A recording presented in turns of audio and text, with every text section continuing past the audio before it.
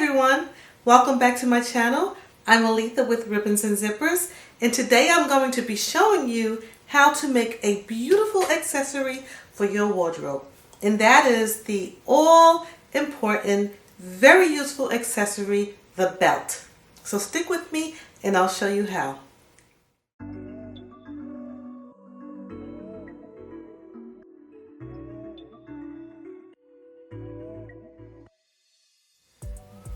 Okay guys, so today I will be showing you 3 easy DIYs that you can do based on your style, your preference, how to make 3 different variations of the belt. I am going to show you how to do a simple tie belt, a sash belt, and a covered belt. I love covered belts because they can go with the outfit that you're making and just make it look so awesome. So let's go ahead and grab our tools and get started. So we're going to need a tape measure to measure your waist and to determine the length and width of your belt. You'll also need a yardstick or a long ruler. You may also need a sewing gauge, and you will need a see-through ruler, and you can use a L square to square off when you're drafting your patterns. You'll also need your pattern making paper. You can have the dotted kind or the plain kind. Get a couple of markers, a pencil, an eraser. I use a disappearing marker. You can grab some type of pins that erase with heat or rub off. Go get your cutting tools, your pattern weights, and clips if you'd like to use binder clips, and some pins. Okay, now for my first belt, which is my tie belt, I will be using this lightweight interfacing by Pellon. It's number SF101. I like it. It works very well with lightweight fabrics. I will be using this interfacing also for my sash belt. And for my sash belt, I am going to be using some rings, such as these rectangle rings, or I can also use a D-ring or an oval ring or a round ring. They come in different sizes, so you can go small or you can go large. I'm going to need fabric glue and fray check, and I'm going to need gloves. I'm using this thin gauge jewelry wire, and I'll show you why later, as well as cord or yarn, and I'll show you that as well, and these are optional. So now for my covered belt, I will be using this belt backing kit by Maxent, as well as the buckles to cover kit. That's what it's called, buckles to cover. And you can purchase these on Amazon or from Mood Fabrics or anywhere online. I found these at Amazon. But be careful because they come in different sizes, like the widths. So you don't want to accidentally buy a backing that's too wide to fit into the buckle. The kit already comes with eyelets, but you are going to need to punch holes in your belt. So for that, you're going to need an awl or a hole puncher and an eyelet tool like this one. Notice that the backing is white, so I will be dyeing my backing in this beautiful red. It's called Racing Red. I love it, and it's by Rit. And don't forget your rubber gloves to protect your hands, and of course you will need to have your fashion fabric and your matching thread. Now let's get started. The first step is to measure your waist. You need to determine the length of each of your belts. Think about how long you want your tie belt to be, and also think about where you want your sash to fall. Think about the length of your buckle belt. Think about how long you want it to extend on the side of your waist. Once you have all of those measurements, jot them down somewhere so that you'll have them handy. Okay, so we are going to start with the easiest belt to make, and that is the tie belt like these. Once you have determined your desired length, decide on your width.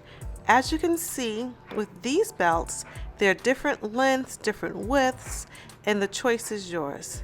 It can be as narrow or as wide as you like.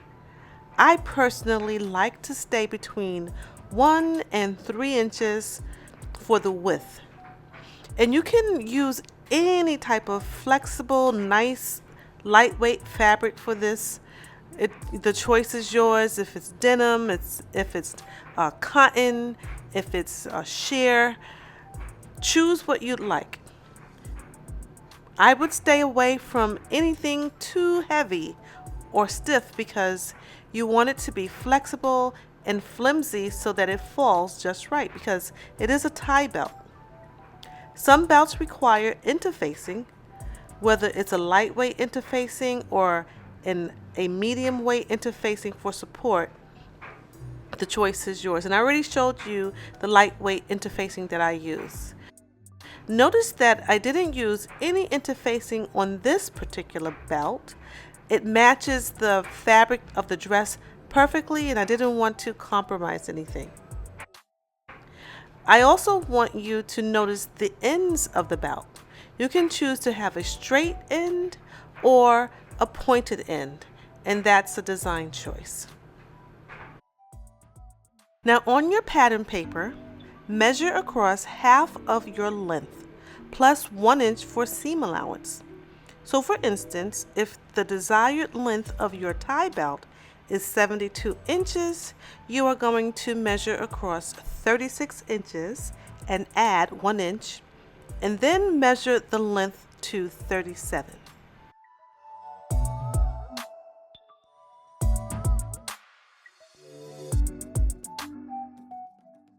Now determine your width. You're going to double it and add 1 inch for seam allowance. So for instance, if your desired width is 1.5 inches, you are going to measure 4 inches.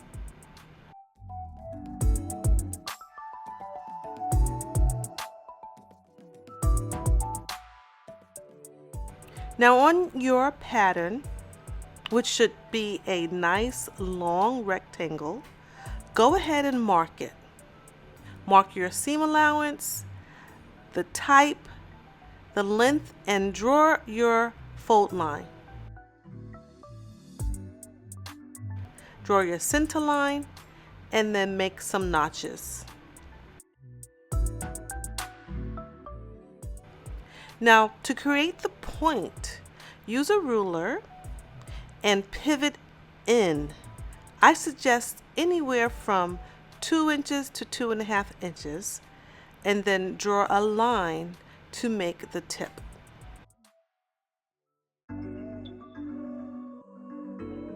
Notice that I made my end or my belt tip opposite of the fold line. Make sure that it's on the opposite. And after I draw in my tip, I am not going to cut my pattern. I'm going to leave it this way because it is a design option. The pattern can either be straight or pointed. Okay, so as you know, most fashion fabrics are folded in half already when you buy them. And when you unfold them, they measure out to be anywhere from about 45 inches to 60 inches, and that's an average. This fabric is 60 inches wide, and when it's folded from the store, it only measures 30 inches, and that's not good for me. So since I want my belt to measure 72 inches long, I am going to have to unfold my fashion fabric and then refold it lengthwise so that my pattern will fit. Now don't worry if you still don't have enough fabric for the length. You can fold your pattern in half and then you're going to cut out the pattern twice. But you remember to add the 1 inch for your seam allowance. All right, and so then you'll have two pieces like this. Okay, so now I have two pieces, and if I lay them together, I will have one long belt. And I'm going to need to sew these two pieces together in the middle. So before I go ahead and move forward to sew my fabric, I am going to mark my fabric using my pattern. I'm going to go ahead and mark my notches as well as my fold line.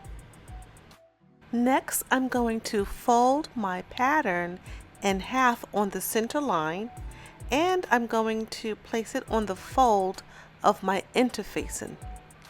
Now, I want you to notice that I have folded my tip and I need to cut out my interfacing with that tip.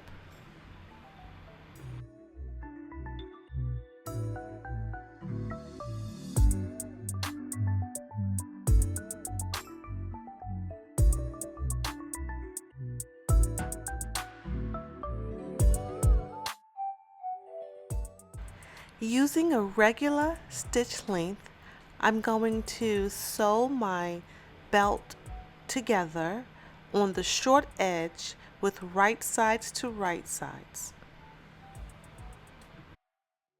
Make sure to backstitch at the beginning and at the end.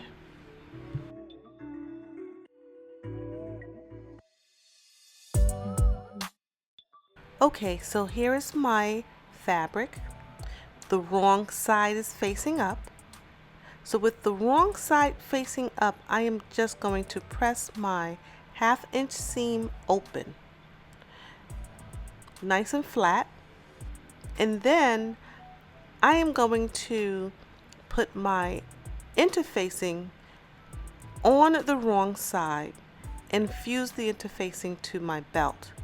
Now, I just want to show you that my interfacing is half the size of my belt. And as you can see here, I made a marking, and this is my fold line.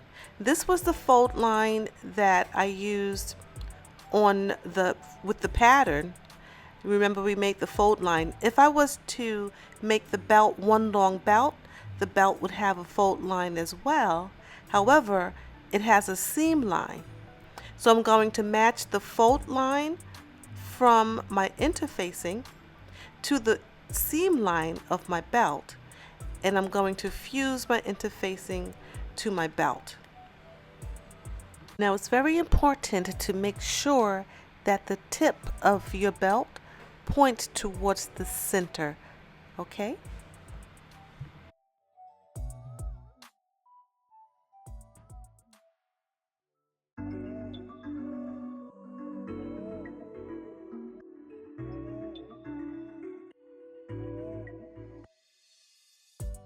Okay, so once I have fused my interfacing onto the wrong side of my fabric, I am going to match my notches and match my center seam and pin it together.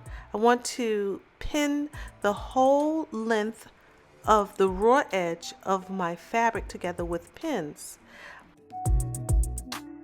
Now I also want to leave an opening.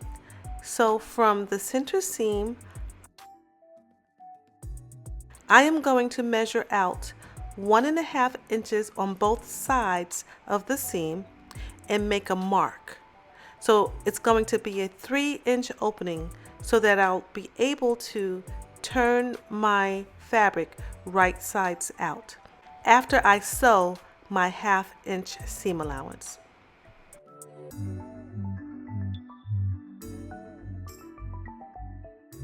Okay, so I just want to show you where I've marked my 1/2 inch seam allowance on my interfacing, and I'm going to trim the rest of it off to create my point. Now if you were doing a straight edge, you would leave your interfacing all the way to the end and then sew 1/2 inch across the small part and down. But for me, I'm going to start here and I'm going to sew my 1/2 inch on the fold, pivot when I get to the long edge to create my 1/2 inch seam allowance. And then of course, like I said, I'm going to trim it to create my point. Now I want to make sure that my corner is nice and reinforced. So when I get to the pivot, I am going to back stitch once, pivot, back stitch one more time and continue. That's going to reinforce my corner. And of course, don't forget to back stitch at the mark of your opening.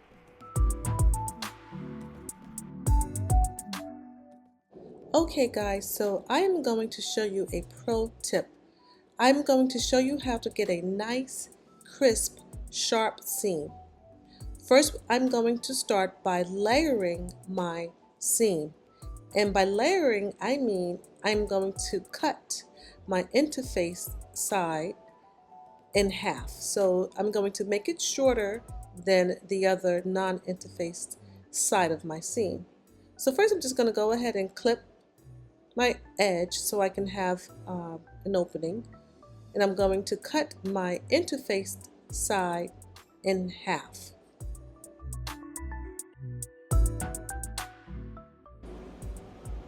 Now, once I've done that, I am going to trim the seam in towards my corner.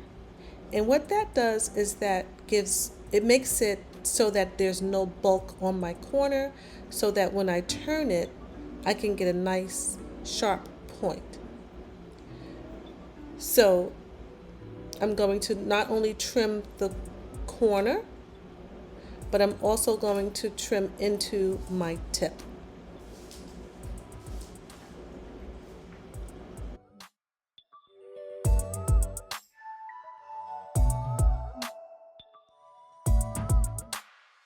Next, I want to press my interface side into my seam towards the belt. So I'm going to give it a nice press. Okay, so now here's the tip. While the seam is nice and hot from the iron, I am going to then use my clapper to set that seam. So I'm going to press, make the seam nice and warm, and then I'm going to use my clapper and set my seam. It's amazing what a clapper does. What that does is it makes that seam set in. It makes the seam so nice and so crisp. So once you turn the belt right side out, it's almost as if the seam is rolled. Now this technique allows you to press the seam of the belt without having to do too much work to get those seams nice and flat, because one side is already flat and crisp. So now what I'm going to do is I'm going to use my clapper one more time. So I'm going to press my seam again, make sure it's nice and warm with the iron, and then go ahead and use my clapper to set the other side of the belt. It's a beautiful technique. It really works to give you a nice crisp seam on your belt from tip to tip. Okay, I am going to finish this technique, and then I'm going to close my opening with a hand sewing needle, and I'm done. All right, so before we move on, I really hope that you enjoyed sewing it and following along. putting your own twist to it. I really hope you liked it. Please come back and join me in the next video.